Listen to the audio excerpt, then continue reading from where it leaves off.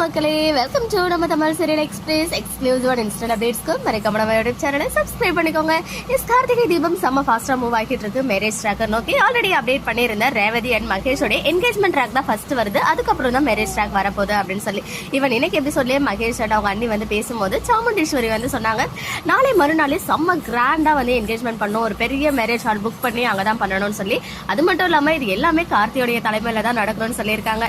So இதெல்லாம் ஒரு side இருக்கு. பாத்தீங்கன்னா நம்ம பாட்டிமாக்கு ஒரு கனவு வருது, முருகர் வந்து பேசுற மாதிரி.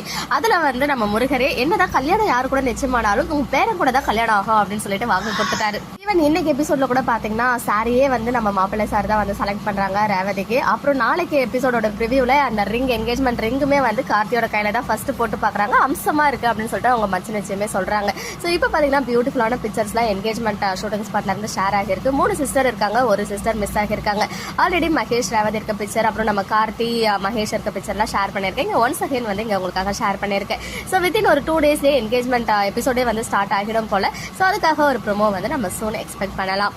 ஓகே மக்களே, நெக்ஸ்ட் வீடியோல மீட் பண்றேன். எக்ஸ்க்ளூசிவ் அப்டேட்ஸ்க்கு மறக்காம நம்ம யூடியூப் சேனலை சப்ஸ்கிரைப் பண்ணிக்கோங்க.